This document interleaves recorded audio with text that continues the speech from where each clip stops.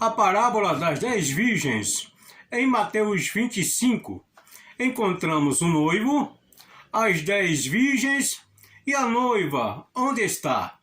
A noiva sumiu? A noiva ficou? É o que vamos ver neste vídeo de hoje. Fica comigo.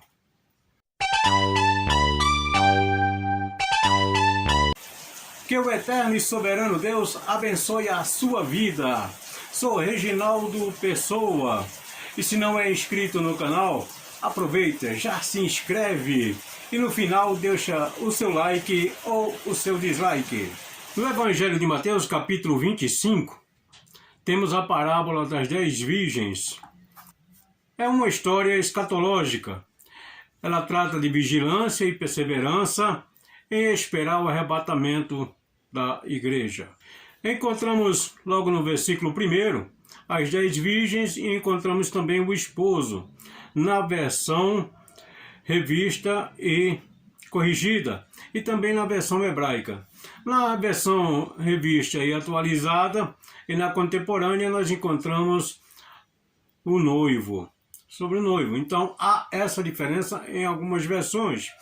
Então eu gosto sempre, não vou entrar no detalhe das outras versões, das outras traduções, não. Eu sempre permeio principalmente por estas, principalmente a versão hebraica, que é a original das nossas escrituras. Pois encontramos uma história submersa em outra história. A Bíblia é sempre assim, precisamos garimpar a Bíblia para saber a realidade. Já no versículo 1 encontramos a respeito das 10 virgens e o noivo, ou esposo, segundo algumas versões. Nessa minha versão trata de esposo. Encontramos 5 virgens prudentes e 5 virgens insensatas. A Bíblia, Jesus fez uma divisão nesta parábola, que é uma história real. Muitos não me entendem, mas parábola é uma história real trazida do desconhecido para o conhecido. Então, tratando-se desta parábola ou desta história, que é no conceito escatológico, temos divisões de 5 e 5 virgens. Muitos tratam essa divisão querendo significar alguma coisa, mas aqui fala da graça de Deus que alcança a todos. As virgens prudentes, elas levaram consigo, além das suas lâmpadas, também azeite extra. Levaram em suas vasilhas azeite extra. As virgens prudentes levaram lâmpadas e azeite extra. As virgens insensatas levaram apenas as suas lâmpadas.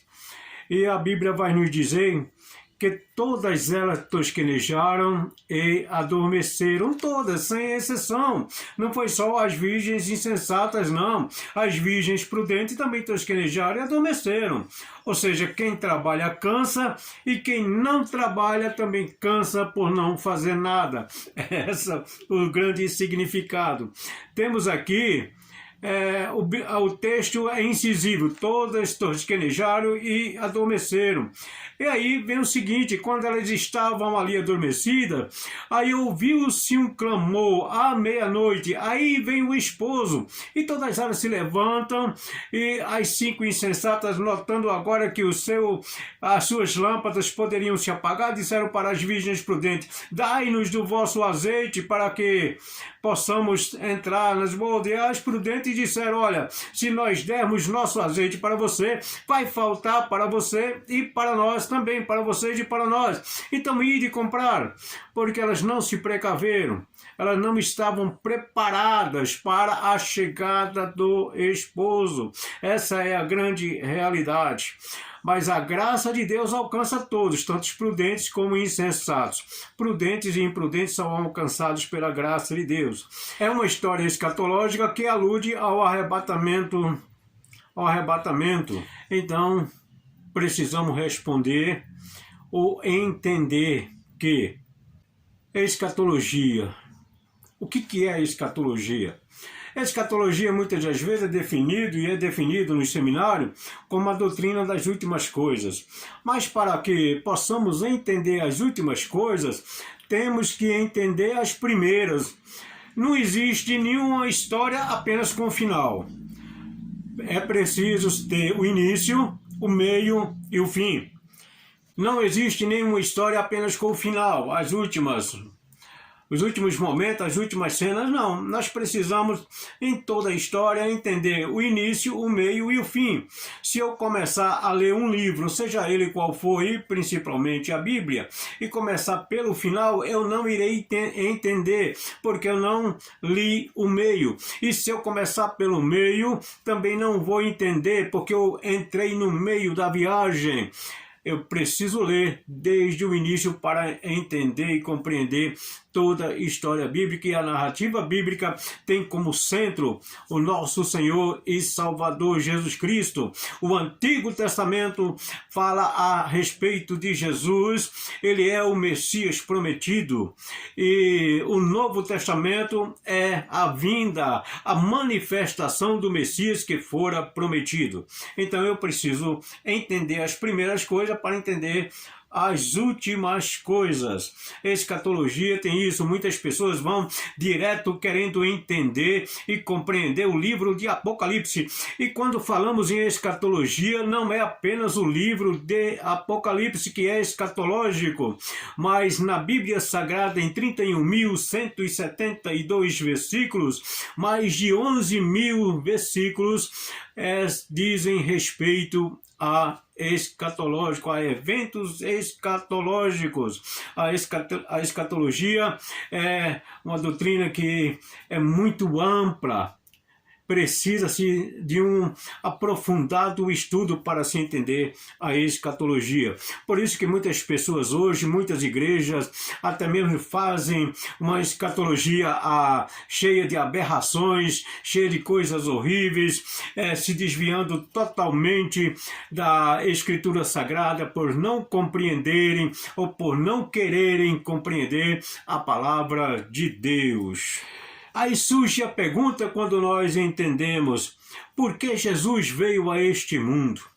Primeiro, ele veio para cumprir a promessa de Gênesis 3,15, para cumprir aquela promessa do Messias prometido. Segundo, ele veio para servir aos propósitos do Pai, aos propósitos de Deus, concernente através do seu ministério, os seus milagres, os seus sinais, as suas maravilhas, para mostrar que o Messias prometido estava ali, e ele era também o Filho de Deus. E logo após também o terceiro objetivo da sua vinda a este planeta, da sua vinda a essa terra, entre nós, seres humanos, para efetuar o sacrifício definitivo. O homem por si só não conseguiria, estava impossibilitado de alcançar a justificação. Precisava-se que houvesse um sacrifício único e perfeito, e a lei era imperfeita, e as obras humanas jamais poderiam, através de qualquer sacrifício, fazer com que o homem se chegasse até Deus. Então ele veio para exercer, para fazer este sacrifício completo.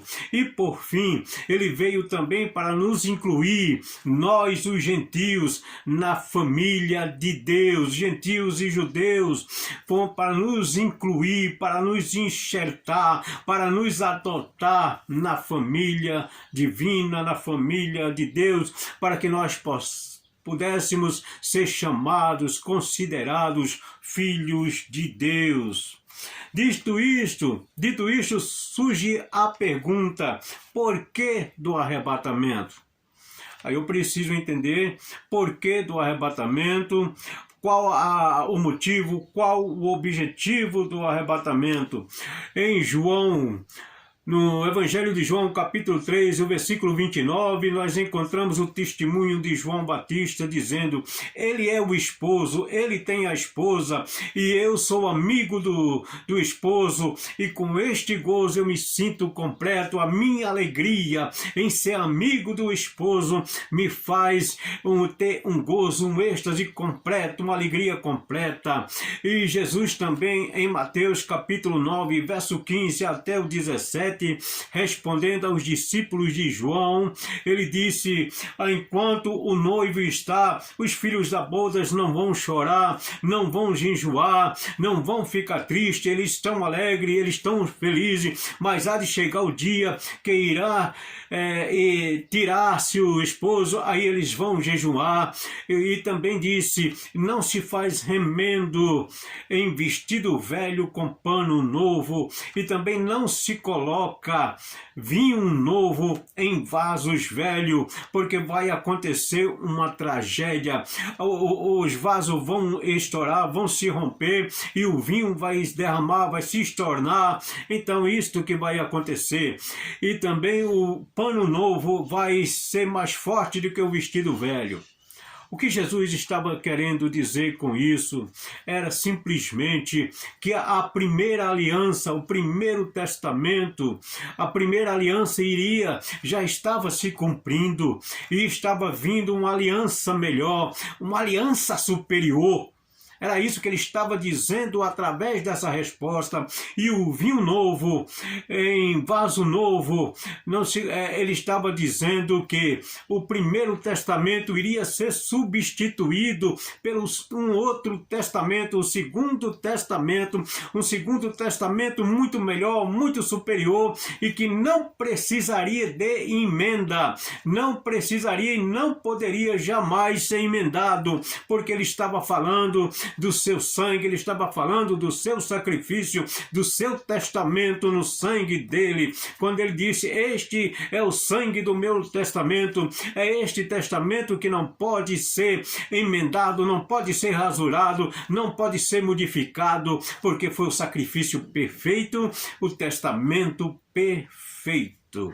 É por isso que o arrebatamento irá acontecer. Precisamos entender que a igreja foi instituída para exercer o sacerdócio pelo corpo de Cristo, que é sumo sacerdote eterno da ordem de Melquisedeque. Esta é a função primordial e objetivo pelo qual a igreja foi instituída por Jesus, para exercer o sacerdócio pelo corpo de Cristo, que é sumo sacerdote eterno na ordem de Melquisedeque. O casamento de Jacó com Léa, em Gênesis 29, este casamento foi sombra da igreja, pelo sacerdócio através de Levi e Judá, que eram filhos de Léa. Então este casamento de Jacó com Léa foi uma simbologia da igreja. A igreja, neste casamento, é simbolizada pelo sacerdócio que veio através de Levi, da tribo de Levi. O sacerdócio levítico foi um sacerdócio provisório.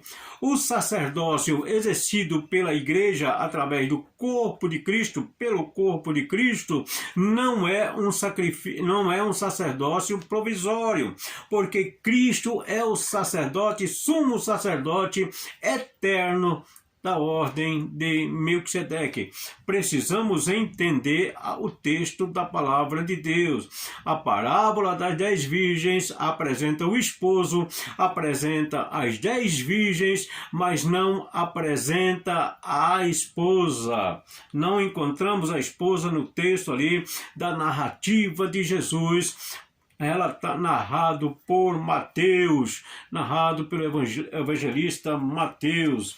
O casamento de Jacó com Raquel, porém, é sombra. O casamento de Jacó com Léa foi sombra da igreja. Agora, o casamento de Jacó com Raquel é sombra do reino de Israel, do reino que Cristo prometeu à nação israelita, aos judeus. Precisamos entender, é por isso que nesta narrativa de Cristo, ele divide 5 virgens e 5 virgens. Aqui há um grande mistério, mas o grande mistério desta parábola é esta: a divisão das virgens se refere a essas dois aspectos. O casamento de Jacó com Léa, que era sombra do sacerdócio através de Levi e Judá, e o casamento de Raquel, que é sombra do reino da nação de Israel. Foi José. José ele reinou ali no Egito. Já sombra do reino de Israel. A nação israelita, ela começa reinando e ela vai terminar reinando. Israel não foi esquecido por Deus. Israel nunca foi excluído do projeto de Deus. Portanto, nós, igrejas, precisamos repensar a posição de Israel quanto à salvação, porque Deus não excluiu, Deus não abandonou Israel. Agora a resposta: o arrebatamento ocorrerá por causa da esposa, ou da noiva, segundo algumas versões. O arrebatamento ocorrerá por causa da esposa. As virgens representam a igreja, mas apesar de representar a igreja, não são a esposa. Elas levaram as lâmpadas, azeite em suas vasilhas, tudo completo. O sacerdócio está completo. Elas representam a igreja. Em síntese é isto: após o arrebatamento e após o tribunal de Cristo, Jesus irá unir igreja, nação israelita, os 144 mil, num só povo, num só reino. Este é o grande segredo. A parábola das 10 virgens se refere à vigilância e à perseverança na espera do arrebatamento. A igreja irá ser levada ao encontro de Cristo. Jacó, quando ele casou com Léa, no coração de Jacó estava Raquel. Léa foi a noiva que não tinha direito de ser a noiva, porque o direito da noiva e o coração de Jacó estava com Raquel. Porém, ele pagou o mesmo preço por Léa e por Raquel. E Cristo pagou o mesmo preço por Israel, pagou o mesmo preço pela igreja. Que o Senhor nos abençoe e eu te espero no próximo vídeo, se Deus assim permitir. Shalom, fiquem todos com a bênção de Deus.